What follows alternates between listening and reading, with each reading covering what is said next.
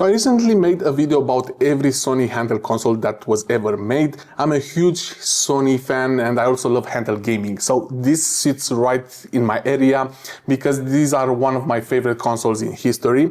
And I wanted to make a ranking video about all of these models because some of you were asking in the comments which is my favorite. Now, this is my personal opinion, so drop a comment and let me know by the end if you agree with my picks. But for now, let's start off with actually the first handheld console that was ever made, and that's not the PlayStation Portable. That's the PocketStation, which was a Japan exclusive. It was a tiny little device that has the amazing functionality of being used as a memory card actually, but you can still play some dedicated games on it. And just because of what it represents, while it was lacking so many features, we couldn't do too much with it.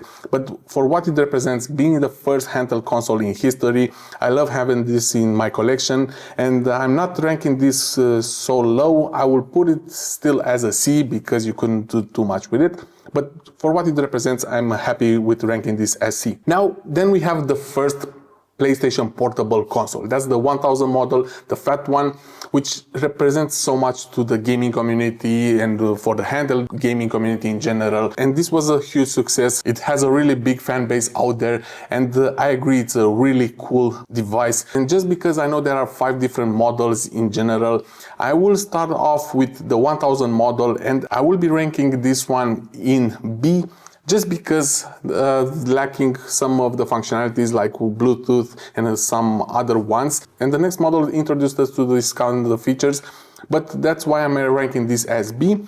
And because we are now getting to the second model, the 2001, it had better screen, Bluetooth, more memory. It also introduced one of my favorite features out there, the ability to hook it up to a big screen TV. You can do that with a dedicated cable, but for that functionality to be present back then, it was basically a Nintendo Switch of that era. I will be ranking this, of course, higher, but for me, it's still an A, because I only want to rank one console in S tier, and this model is not quite there for me. Maybe I'm also not that nostalgic with the PSP because I never had it when I was younger, but it's a really good console and I'm ranking this as A. And the 3000 model had even better functionalities than the 2001, but it wasn't that much improved when you compare the 1000 to the 2001, and that's the reason why the 3000 model is also in A for me, just because the 2000 and 3000 are not that different. They're more or less the same one with just some minor upgrades, but they're both great consoles. And because some of you were asking in the comments which one you should get, I think you cannot go wrong with either the 2000 and the 3000. So both of these ones are sitting in A. Then we have the PSP Go, which, to be honest, it's my favorite PSP console out there, just because of the form factor. I like that sliding effect, it's so satisfying. It's not that ergonomic. It also removed the UMD drive, which for back then was a really big mistake. But I understand why they did it. They wanted to make this a tiny little device, but people were having big libraries already, and not being able to play those games, those physical games on the PSP Go made it a big failure. It's my favorite PSP console, but I will be ranking this in B just because of the lacking of several functionalities, and UMD drive, it's in the top out there. So that's why it's sitting in B for me. And there is a 5th version of the PSP lineup, and that's the PSP Street or the E1000. And to be honest, this one was the worst of them all, just because it removed a bunch of different features like Wi-Fi, Bluetooth, poor screen. It had the mono speaker. It didn't even have physical buttons anymore on the front. We got touchscreen ones, and it was only released in a couple of regions. If I remember correctly, it wasn't released in America. It has so many features removed, and I'm sorry, but I cannot rank this higher than a D, especially if you compare with the other 4 models in the PSP lineup. This has to be the worst one. And now we're getting to the newer models, and we have 4 left.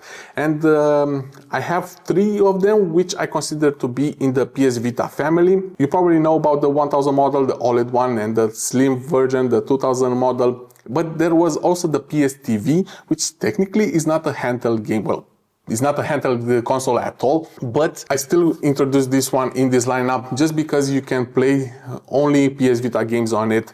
And the worst part was that you cannot even play all of them. More than half probably weren't working because it was lacking different functionalities that the PS Vita had, like the back touchscreen or the front touchscreen, camera, and a couple of others. So just because of that, I'm sorry, but I'll also have to rank this as D because, yeah, it's a cool collector item nowadays, but for back then, it was a really big mistake from Sony, and that's why it was a big failure. And to be honest, I started off with the PSTV, even though it was released after those two models of PS Vitas. One of these final three is my S-tier console out there. If you've seen my other videos, you'll probably know which one it is.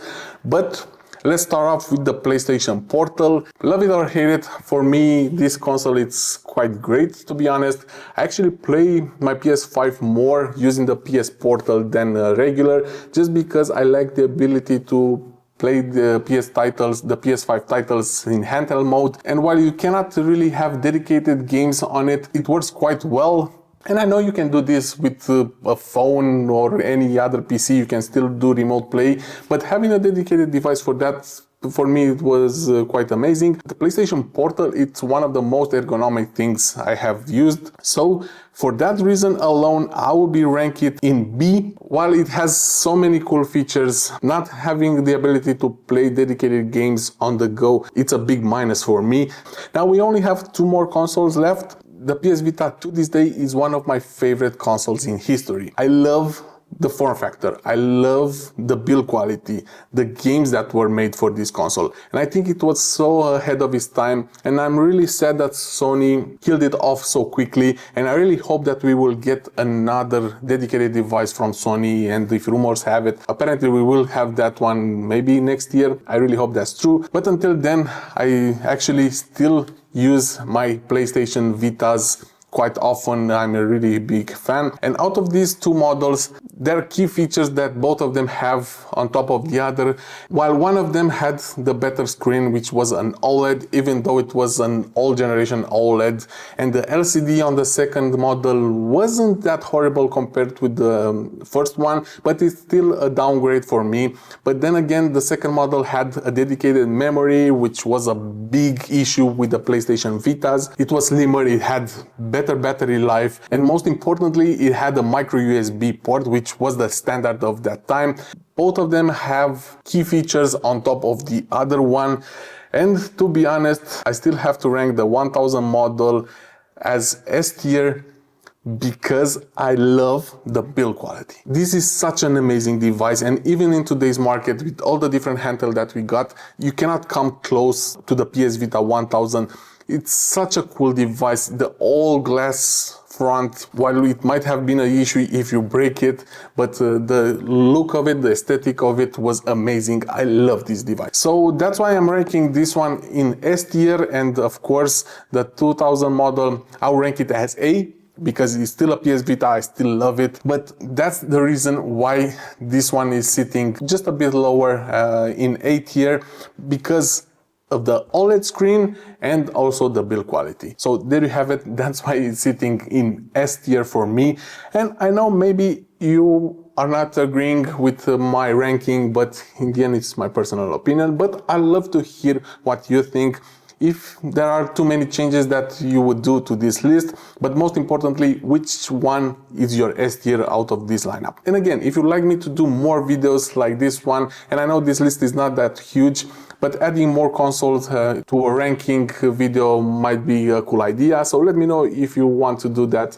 And maybe I can start off with all the different consoles that I have in my collection, because as of now, my collection is quite huge, and I think it will be a cool idea to do a ranking with this one. And maybe for the next one, we can have a guest that could do this together with me. So that could be a fun idea. So please consider subscribing if you like this kind of videos, and let me know in general what you think about the ranking, because in the end we're different persons, different likings, and I'd love to hear from you and how would you rank the PlayStation handheld consoles. So that's it for this video. Hope you enjoyed it, and yeah, I'll catch you in the next one.